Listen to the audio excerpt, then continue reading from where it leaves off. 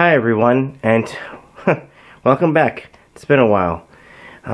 Reason being is that, honestly, creatively speaking and wanting to even teach anything on this channel, it hasn't even really crossed my mind that much. I've been trying so hard on this project that some of you may know about, Krzool, and it just crapped out.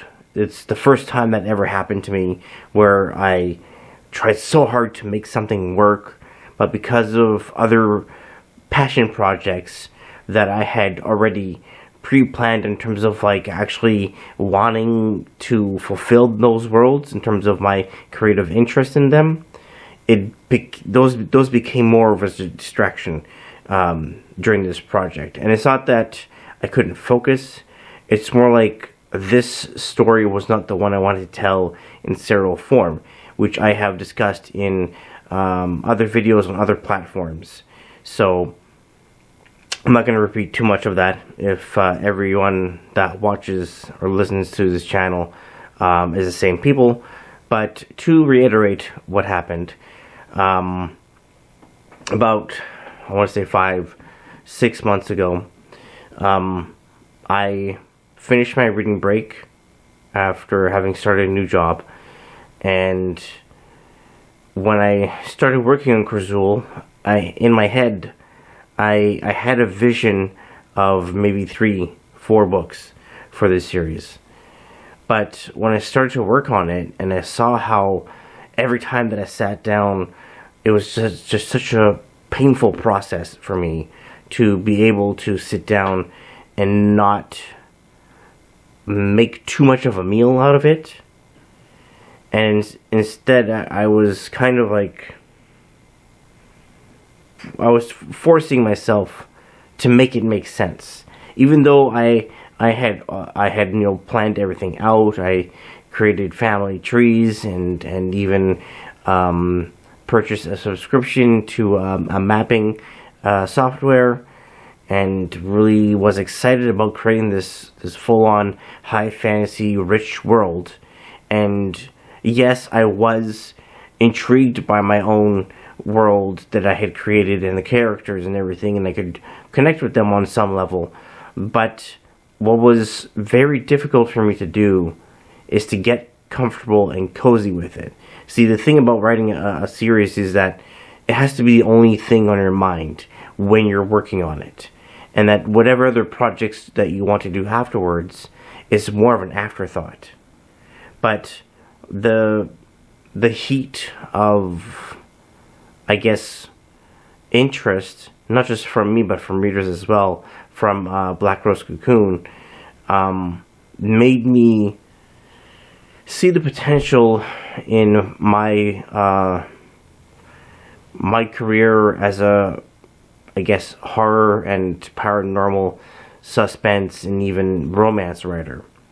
So when I saw that I wanted to focus more on that, and that I saw myself having an easier time diving into those kinds of genres, then I became less interested in creating Krzool as a serial story. And it was the only way it could work anyway. Because in order for high fantasy to really work, especially if you create a frickin' map that looks like it would take more than just one book, then how are you supposed to make it into one? Which is what I was trying to do. I was trying to cut all these corners to make it just one thing, and it just wasn't happening. And I was getting pissed at myself that I couldn't, focus. I've never been that frustrated in writing a story. I was just like, what the fuck am I doing here? Why am I trying so hard to indulge myself in something that I don't really believe in, that I really want to believe in?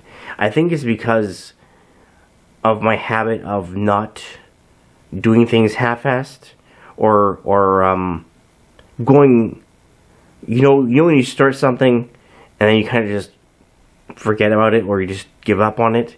That's not me. I don't like doing that. But what I've learned as a writer through this process is that I can't keep punishing myself to finish something by force.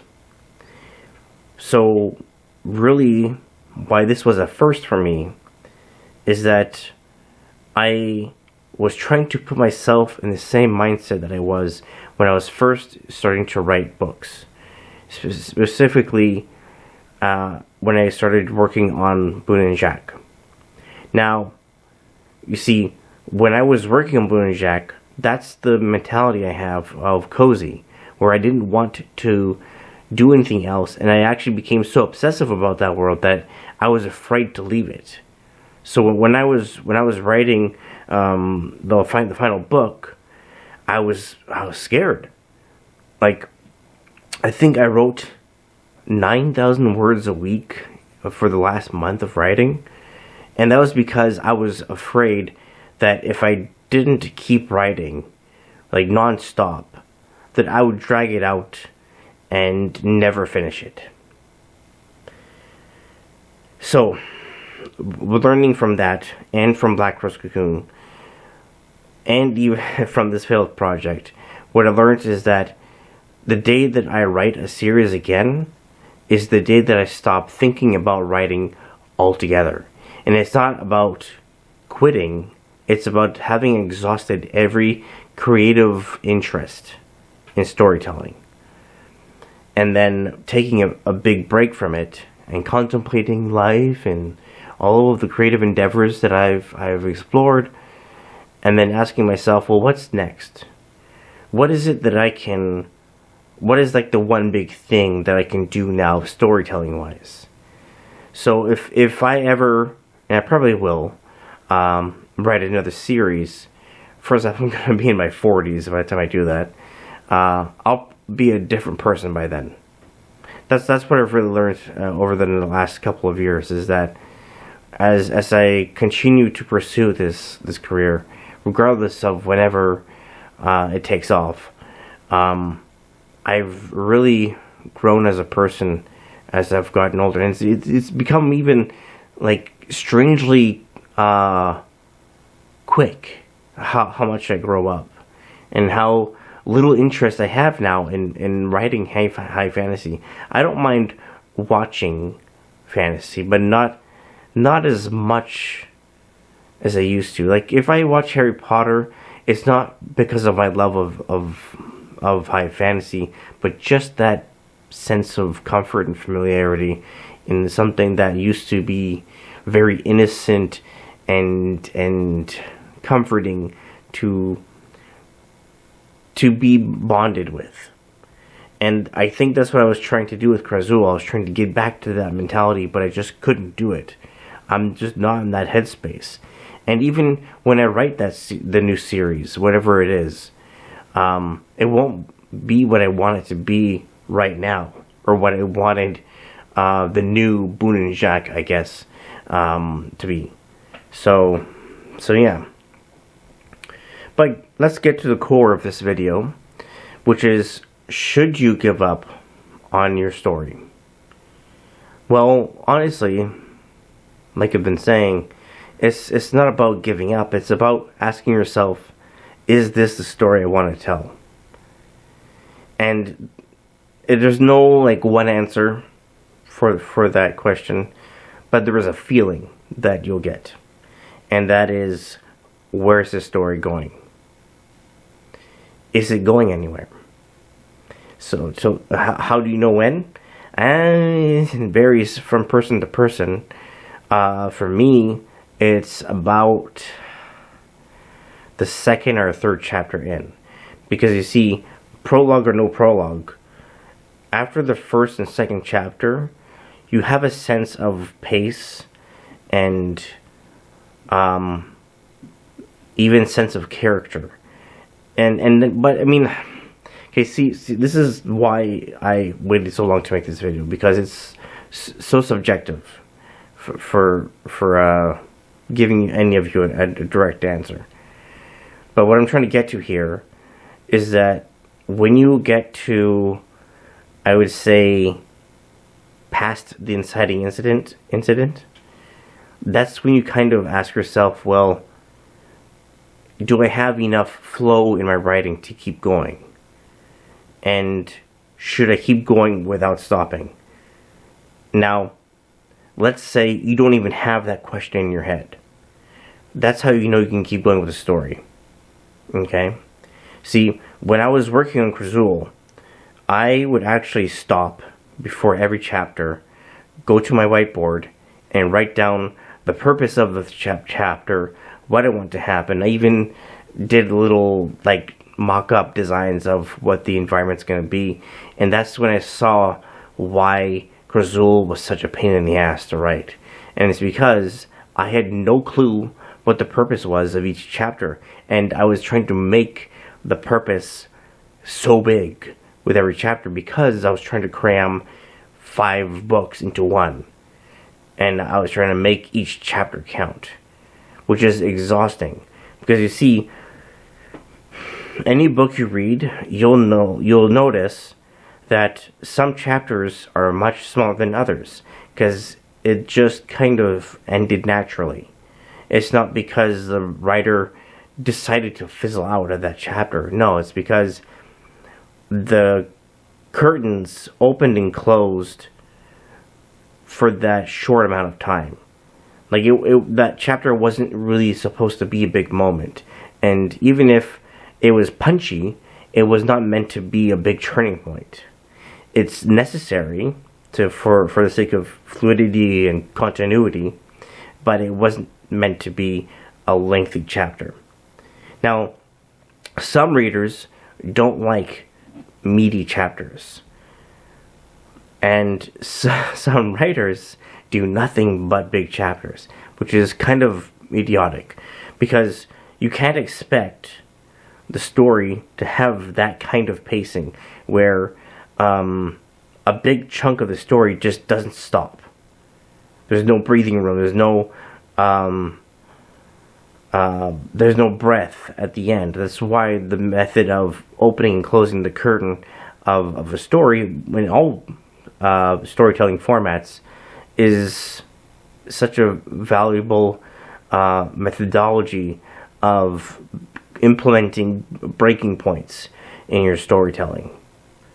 So that's another thing to think about of whether or not I should continue pursuing a story, is can you create a decent amount of pacing and breaking points after you kind of get a feel for what the idea is supposed to be. Now, of course, you can be a planner or a pantser, but if you're going to write a singular novel, meaning there's no follow-up to it, that's when you have to really take your time in terms of asking yourself, is this worth it? Is this the story I want to tell? Or is this meant for something else? So, take your time before you put pen to paper at really doing trial and error to see if it's worth writing at that time. That is very important. There's a lot of writers that they have all these ideas of what they want to do, and they try to achieve them all.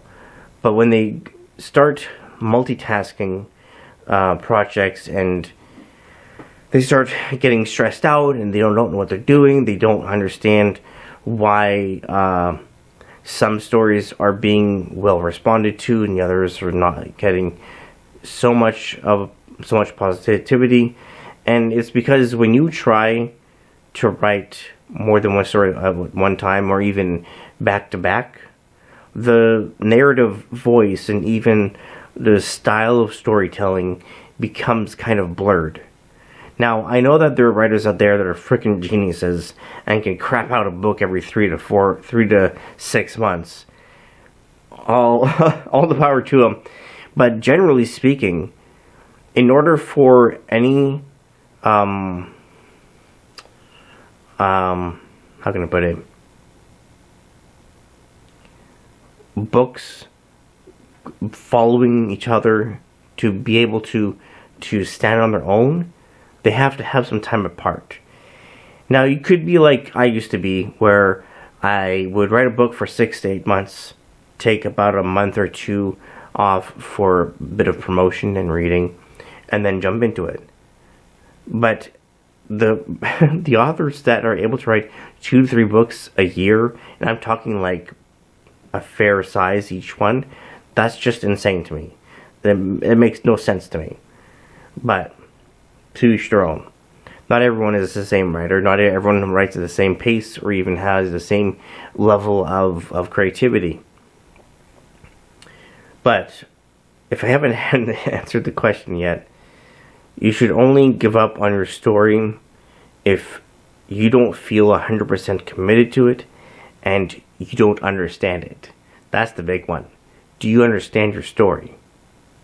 I had a hard time understanding Grizul. I was trying to understand my own story. I was like, why am I not understanding how to create this book from A to Z in one shot? And then once I found the answers, I was like, okay, that's why. That's scrap it. And if I ever write a series, it could be the same thing or it could be something completely different. So, yeah. As for what I'm working on now, I am working on a book called Wasp Oil. Now, it's not really a sequel to Black Rose Cocoon. It has some of the same characters that were in Black Rose Cocoon, but this is its own thing. Now, I don't know what the premise is, really. I have an idea of what I want to do, but I'm on a big 2-month reading break, and I'm kind of putting together things that I want to figure out before I start on it. But here's the general idea. That's by How I Met Your Mother, for those who didn't catch that. So essentially, the way Wasp Oil came to be is I was watching TV, and I was bored of watching TV, and I started thinking about my life, and I started thinking about my my injury at a job that I used to do, and how gruesome it was, because I could literally see the inside of my arm. And then I started thinking about Cabinet of Curiosities by Guillermo del Toro, or well, he was the head of this little series on Netflix. And I was like, I want to kind of go for that gross vibe, the gruesome, gross, weird, eccentric, very cinematic sort of feel. That's the feeling I was going for with Wasp Oil in terms of the aesthetic. Then I started to think a little deeper. I was like, okay, what is the theme that I'm going for? And it came down to this: the goods and evils of anger. Now that may sound a bit, I don't know, boilerplate kind of emotion, but the thing that I've always been interested about anger as an emotion is that it's always been viewed as this ugly thing, that since we were kids, we were taught, don't get angry. That's not nice. It's not good to get angry. No, it is healthy to express anger, but it's not healthy to obsess over anger and to hold on to that feeling like it's a fucking like candy apple that you don't want to finish eating. You just want to keep eating it until no one can tell you to stop. But it's this feeling that it's easy to read. Okay, anger is at its on its face. Anyone can read it very well when someone is getting angry at you, or even angry about whatever is going on in their life. But what about the context of anger? See, that's what I really want to focus on, is really painting the picture of how we view our own anger and our life in regards to that feeling. We've been so conditioned, especially in our work life, to be calm, to hold our tongue, Because if we don't hold our tongue, we lose our job. Because we can't get mad at people. Because it's not proper. It's not proper to get angry. But what about in your personal life? Where you get into a situation where you start to feel that, right? And you want to be able to just, fuck you, blah, blah, blah, blah, blah. But then there's a voice inside your head that says, well, is this energy really necessary for this situation? Or is there a workaround? Because we don't want to get angry, but it's in our nature when something or someone pisses us off. So when I start to work on this novel, that's what I'm going to be really focusing on, is how do we give weight to anger without without me convincing the reader that they should go out and start punching people. That's not what I'm trying to say. What I'm trying to say is, if you ever felt angry about something, it's okay to feel that and express it. But there's a time and place for that. Okay? On the other side, the evils of anger, there are people out there that are so attached to their anger. Sorry, I just heard something. That they can't let go. They can't let go of the feeling of anger. So they just become this very bitter person. And it's just who they are. And they may not even remember or even want to remember why they are the way they are. They may not even want to think about who or what pissed them off so much that it just became part of them. So it's like, how do I do that? How do I, really dive into that? So I'll get to that when I get to that, but that's just kind of where I was going with Wasp Oil. And that was even a random thing. I didn't even plan to write Wasp Oil. It was a happy accident. So, yeah. Anyway, this was for everybody, so I hope you all enjoyed that and you learned something. I don't know if I'll actually get specific and dive back into certain subjects of writing. I just wanted to get this out of the way and make sure that everyone feels less worried about giving up on something that they didn't really want to pursue. It's okay to do that. It's okay to go, I didn't really want to do this. I wasn't, the way I want to go about this, it's just not working. It's okay. It's okay to do that. Okay? Alright, I think that about covers it. So, have a good day. Happy reading. And see you next time.